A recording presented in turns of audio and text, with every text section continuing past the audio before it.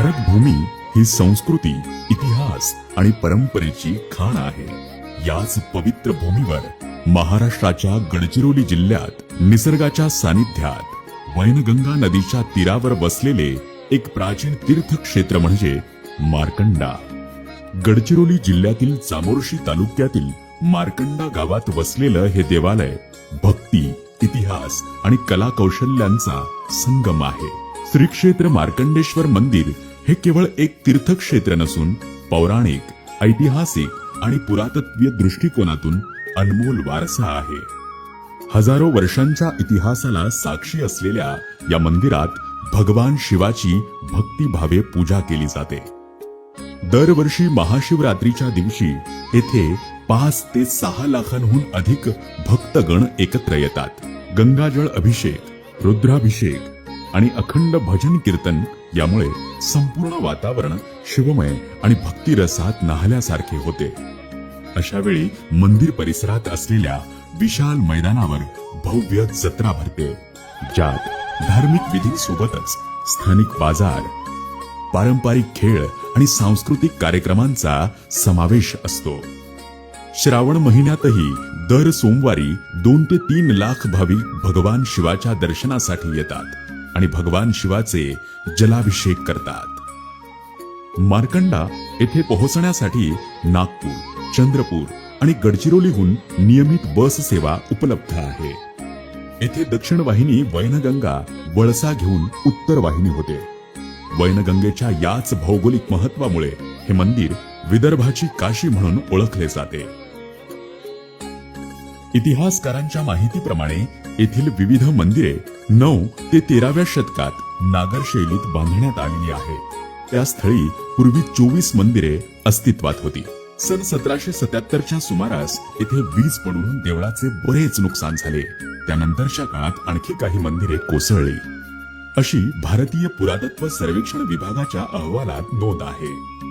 सद्यस्थितीत या मंदिराच्या जीर्णोद्धाराचे आणि रखरखावाचे काम पुरातत्व विभागाकडे सोपवण्यात आलेले आहे.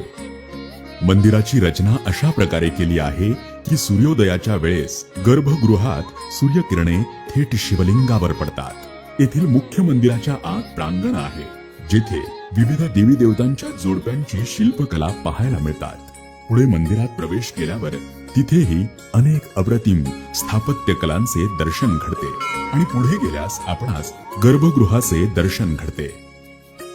मार्कंडा येथील आवारात मार्कंडेय ऋषी, नंदिकेश्वर, यमधर्म, भृशुंडी मुनी, मृत्युंजय, विठ्ठल रखुमाई, उमाशंकर, दशावतार, शक्ती देवी, हनुमान, गणेश, शंकर, विश्वेश्वर, भीमेश्वर, वीरेश्वर इत्यादींचा समावेश होतो.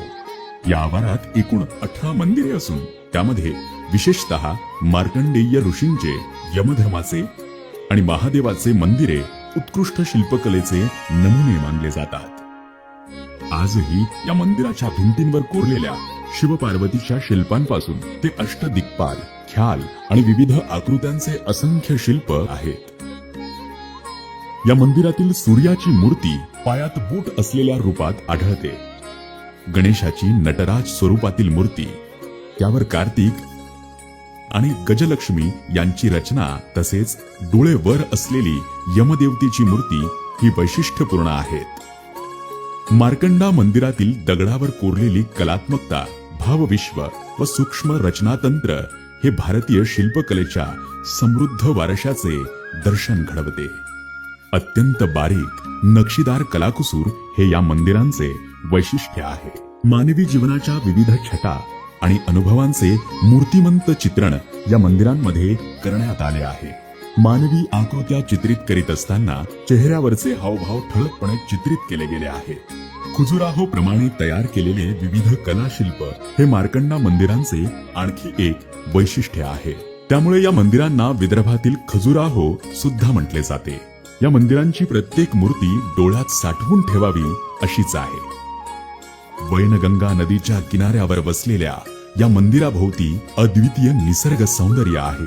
हिरव्यागार वनश्रीने नटलेला परिसर, विविध पक्ष्यांचा किलबिलाट आणि वैनगंगेच्या पवित्र लाटांमुळे संपूर्ण वातावरण भक्तिरसात न्हाल्यासारखे वाटते.